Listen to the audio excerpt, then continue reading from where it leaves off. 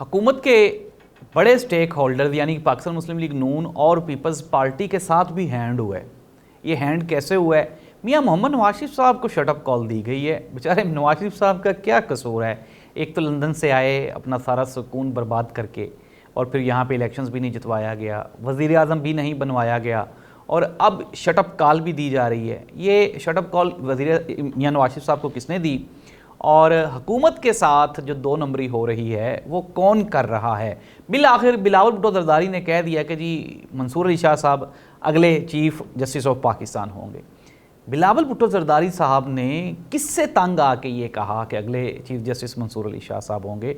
ये तो आइनी तरमीम करवाने जा रहे थे और इनकी कोशिश थी कि काजी फायज़ ईसा साहब वो आइंदा कोई 3 साल इनका साथ देंगे। क्या ये पाकिस्तान पीपल्स पार्टी और मुस्लिम लीग नून की ख्वाहिश थी या फिर ये किसी और की ख्वाहिश थी? इन बेचारों को तो वो ख्वाहिश पूरा करने वाला गैजेट के तौर पे यूज़ किया गया। इनके साथ किसने ये खिलवाड़ किया, इस पर हम बात करने जा रहे हैं आज के प्रोग्राम में। सबसे पहले प्रोग्राम का आगाज़ करेंगे पाकिस्तान के सबसे बड़े सियासतदान, पाकिस्तान की तारीख के सबसे बड़े सियासतदान, जिसने जेल में रहते हुए ये जो बाहर फिरते हैं आज़ाद नाम नेहाद खुद मुख्तार, हमारे वज़ीर आज़म, हमारे सदूर, हमारे मुअज़्ज़ज़ वज़रा, जिसने इन सब को नाको चने चबवा दिए, वो है इमरान खान। बानी चेयरमैन इमरान खान ने कहा कि हम लोग इंतज़ार कर रहे हैं कि जस्टिस मंसूर अली शाह साहब आएँ और वो 9 मई के केसेस को देखें, और उन्होंने कहा कि काजी फायज़ साहब ने 9 मई के केसेस को हाथ ही नहीं लगाया।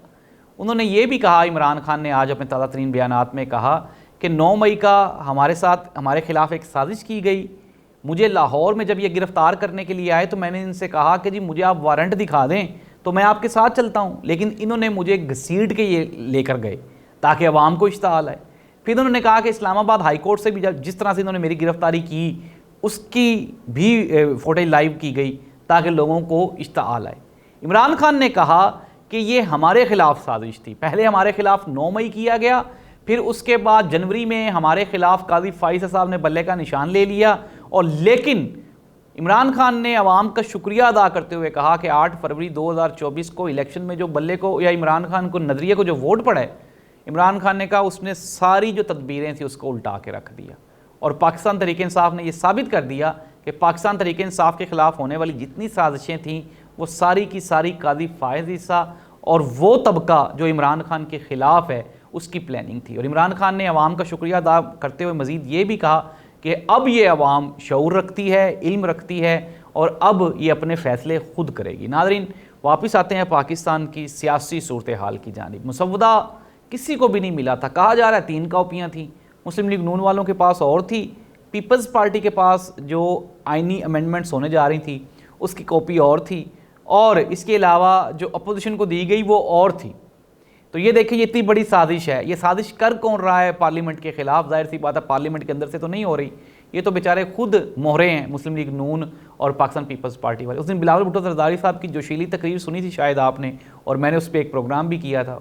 बड़ा उड़ उड़ के आ रहे थे, इदारों के तहफ़्फ़ुज़ का बात कर रहे थे और काजी फायज़ साहब को जपियाँ डालने की कोशिश कर रहे थे, लेकिन फिर अब उल्टा लेट गए हैं जनाब बिलावल भुट्टो जरदारी साहब और कह रहे हैं जी कि नहीं, हमें काजी फायज़ साहब से कोई कंसर्न नहीं है, पाकिस्तान के अगले chief justice of Pakistan justice Mansoor Ali Shah होंगे। नाज़रीन, मैंने आपको अपने परसों के प्रोग्राम में बताया था कि पाकिस्तान में चीज़ें हुकूमत के कंट्रोल में नहीं हैं। Establishment versus Imran Khan, simple सी बात है। इस्टेब्लिशमेंट ने नून लीग को और पाकिस्तान पीपल्स पार्टी को बुरी तरह से इस्तेमाल किया, और इस्तेमाल करने के बाद वो जिस तरह कहते हैं ना कि टिशू को फेंक दिया, उन्होंने फेंका भी नहीं बल्कि मसल दिए। ये बेचारे आइंदा, ये मैं आपको प्रेडिक्शन दे रहा हूँ, पाकिस्तान मुस्लिम लीग काफ के बारे में आपने सुना है? चौधरी परवेज़ लाई और चौधरी शुजात हुसैन साहब की जो जमात है, मुशर्रफ साहब ने जब उनको छोड़ा, यानी मुशर्रफ साहब के बाद जब 2008 के इलेक्शंस हुए तो मुस्लिम लीग काफ में सिर्फ परवेज़ लाई और चौधरी शुजात हुसैन साहब अपनी सीटें जीत सके, बाकी सारी हार गई, 2 सीटें रह गई थी उनकी। तो ये जो मुस्लिम लीग नून है ना, इनके पास 18 सीटें थी इस 2024 के इलेक्शंस में, और ये अब 2 सीटों वाली जमात रह जाएगी, और वो 2 सीटें भी ये लाहौर से नहीं जीतेंगे, वो कोई MNAs होंगे जिनके अपने ज़ाती वोट होंगे, वो जीतेंगे। ना ही तो मियाँ शहबाज शरीफ साहब आइंदा इलेक्शन जीतेंगे, ना ही मोहतरमा मरीम नवाज़ साहिबा जीत सकेंगी, और ना ही नवाज शरीफ साहब जीत सकेंगे। बाकी हमज़ा और जो मियाँ शहबाज शरीफ साहब के जो दूसरे साहबजादे हैं वो तो ख्वाब भी ना देखें। तो ये हुआ है इनके साथ, ये जो गुज़श्ता पिछले PDM 1 में हुआ और अब PDM 2 में हुआ। नाज़रीन, PDM2 के साथ इस्टेब्लिशमेंट ने वो खिलवाड़ किया है कि आप ये समझें कि PDM2 भी घबरा गई है। मियां नवाज शरीफ साहब को कहा गया कि जी आप मौलाना फजलुर रहमान साहब को मनाएं। मियां साहब ने जब मौलाना फजलुर रहमान साहब को फ़ोन किया तो मौलाना फजलुर रहमान साहब ने बाकायदा डांटा है मियां नवाज शरीफ साहब को। उन्होंने कहा आप इतने मेच्योर सियासतदान हो के आपको इतनी नहीं अकल आ रही कि आप कर क्या रहे हैं। तो बिल आखिर मियां नवाज शरीफ साहब इस्लामाबाद से डायरेक्ट वापस लाहौर आए हैं। वो तो बेचारा लंदन जाना चाहता है, मोहतरमा मरियम नवाज साहिबा उन्हें नहीं जाने दे रही।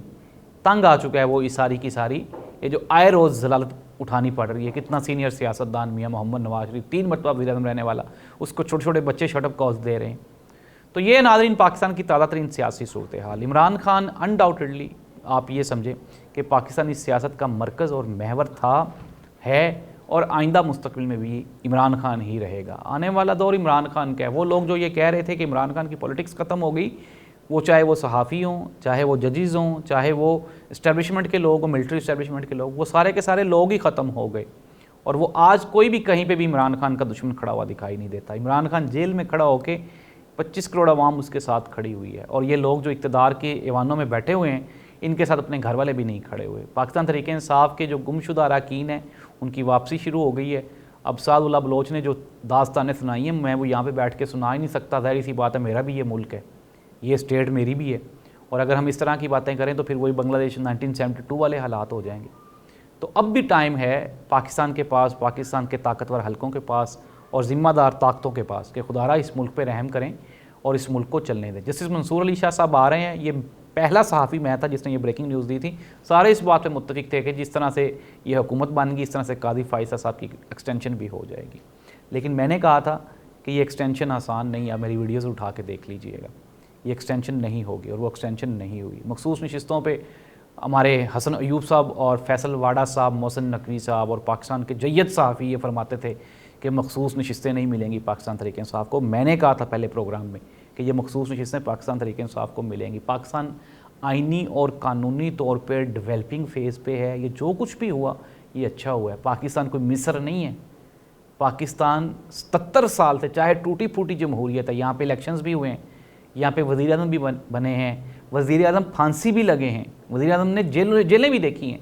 तो पाकिस्तान में डेमोक्रेटिक निज़ाम वो मिस्र की निस्बत पाकिस्तान का बहुत बेहतर है। ये कोई मिस्र नहीं है, शाम नहीं है, ये कोई लबनान या इराक़ नहीं है जहाँ पे इतनी आसानी से आप ये जो रजीम चेंज के ऑपरेशंस हैं वो कर पाएंगे। पाकिस्तान की आवाम भी सियानी है, पाकिस्तान का सियासतदान भी सियान है। मौलाना फजलुर रहमान साहब ने जो नेक नामी कमाई है ये गुज़श्ता 10 दिनों में, शायद वो 30 साल में ना कमा सकते, ना ही उन्होंने कमाई। अल्लाह करे कि वो इस चीज़ पे मुस्तहकम और कायम और दायम रहें ताकि पाकिस्तान के आने वाले दिनों में सियासत बेहतर हो सके। अल्लाह हाफ़िज़।